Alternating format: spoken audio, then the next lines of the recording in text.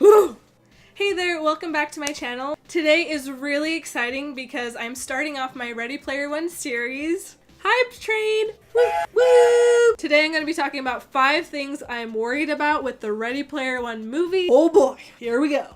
Spoiler alert! I will be talking about the book and the ending, so if you haven't read it, go read it, then come back and then we can talk. And another disclaimer, obviously I understand books to movies are going to not be perfect. Now, I'm not saying that the movie has to be exactly like the book. Although, now that you mention it, I'm not complaining. But that's obviously completely unrealistic. I'm not saying that. I know we're going to get Harry Potter, basically, where a lot of things are not going to make it in, and it will be condensed, and oh well. Alright, jumping in. Concern number 1. Artemis. Artemis. Okay, do you see that? Yeah, that's what I thought. What we see in this trailer does not look like what Daddy Ernest Cline told us. If you don't remember, let me refresh your memory. It was Artemis. She wore a suit of scaled gunmetal blue armor that looked more sci-fi than fantasy. Twin blaster pistols were slung low on her hips in quick draw holsters, and there was a long, curved elvish sword in a scabbard across her back. She wore fingerless road warrior style racing gloves and a pair of classic Ray-Ban shades. Overall, she seemed to be going for a sort of mid-80s post-apocalyptic cyberpunk girl next door look. Suit of gunmetal blue scaled armor. Scaled armor. That does not look scaled! In all of the pictures and the promo stuff, like, she's wearing a t-shirt and jeans, which, okay, maybe it aesthetically fits better, but, I mean, I was really hoping to see this kind of an Artemis. I mean, I was hoping to cosplay that kind of Artemis. My overall reaction to the movie Artemis is Yikes. Now, I understand, like, design choices happen. Characters will often look very different from book to movie, and that's totally okay. It happens, and you know, it's kind of cool to see a reimagined version. But for me, it was important that Artemis looked like this because Wade goes on to say that her avatar looks a lot different than the other Oasis female characters, that most of them are either super skinny or very top heavy, and the fact that she's short and curvy, that was so cool to me, and that makes her stand out, and that already establishes her character from the very beginning, that she's different, she's strong, she's independent, and she does not care what other people are doing. She wants to be badass, and she does. You know, I'm holding out. Maybe her personality will win me over more than her design, even though I'm really bothered by how different she does look in the movie.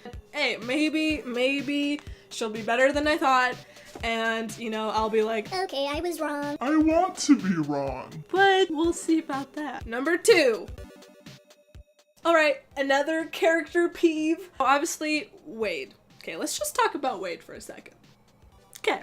Wade is supposed to be that chubby guy because later in the book he becomes fit, and that's not like he just becomes fit. It's his shift from only caring about the Oasis to realizing there is a world out there, which is the main theme, I think, of the book. And that's super important. Yeah.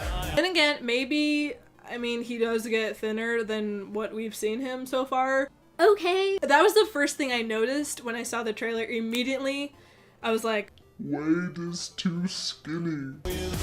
Yeah. but perhaps his growth is shown in a different way. Maybe Wade, I don't know,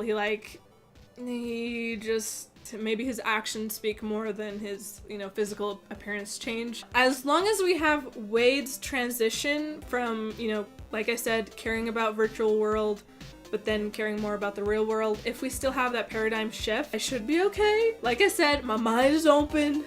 Prove me wrong, Steven. Number 3. Okay, so this one is obviously a lot of my weird feeling, but I don't want this movie to become kind of a giant commercial. Now, I understand that Ready Player One is all about the pop culture reference, but there's kind of a threshold, I feel. Honestly, when I saw Tracer, obviously I love her, she's like my girl, but I don't know, I feel like putting current video games in this futuristic world might age the movie a lot. It's kind of just to be a commercial a little bit for right now, and I don't super love that. I like movies where they can capture being timeless. Ready Player One is all about the 80s and all about 80s pop culture reference. That is why I love it so much, because I am an 80s girl through and through. And if this movie is just highlighting modern day games, I personally don't like that. I don't like that at all. I'm worried things will feel out of place. I mean, I love the Iron Giant. It is my childhood fave, but I mean, I giggle when I see him. I'm like, why is the Iron Giant? Why are you there? Why? I know a lot of us are worried about this. Hopefully it will make sense, but from the trailer it did come out of nowhere and it took us by surprise. I mean, I don't think anyone was expecting to see Tracer in Ready Player One. Yeah. Sorry. Number 4. Okay, I know we're not getting 3 movies for this. Although, now that you mention it, I'm not complaining. I am worried that, yes, so much happens in Ready Player One. I know we're limited to 1 movie. I just hope it's not watered down and rushed like Ender's Game was. But then again, it is a movie. It is for a lot of people. They want to make a blockbuster film. So it can't be super niche like the book was. But that's why the book is so successful, is because it is niche. Ernie wrote what he loved and he didn't really care if anyone else got it. Most people don't understand all the references, but guess what?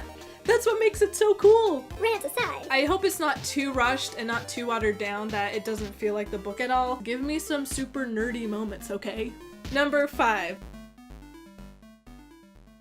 Okay, so this one is super close to my heart. I'm wondering if Anyone out there? cares about Wade and Samantha's relationship, because come on, that is so integral to this book. And that payoff though, the very ending of the book, makes me cry like a baby every time. I can't handle it. It's just... The book really builds up Wade and Samantha meeting, and it drove me crazy. This needs to happen, but am I emotionally prepared?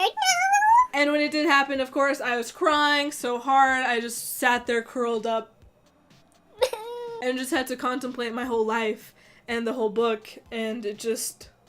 chills! And that is really, really important. Like, them not meeting and then at the very end they do, makes it so impactful. It makes the ending so tangible and so important.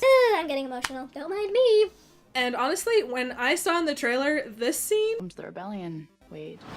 Excuse me. Hold up. Hold up. What?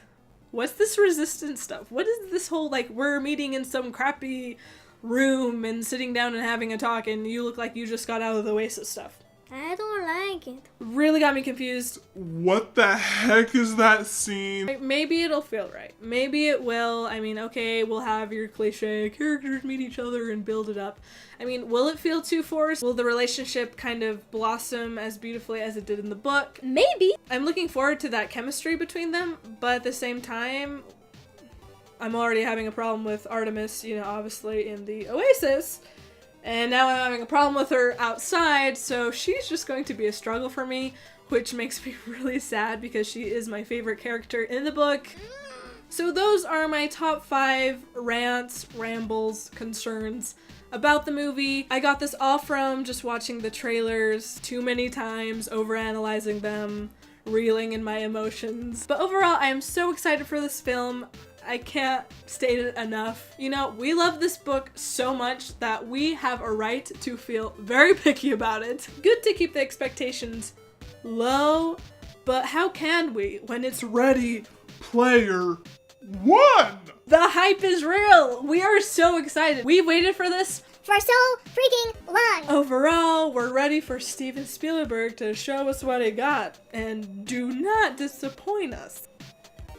What are your concerns about the movie? I want to know so much because obviously I'm passionate about these 5 ideas. Please point out other things so then I can rant and feel angry about those things. Just kidding. I don't want to hate this movie. I don't want to take a crap on it. Yeah, I'm going to be critical because...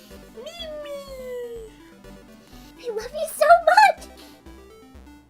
Don't hurt us, Steven Spielberg. Thank you so much for watching, and keep a lookout for my next video. That'll be my 5 top things I'm excited for It'll be all positivity, all wonderful essence. And other Ready Player One videos as we get ready for March 29th. I'm so excited! Keep being awesome. See ya! Bye!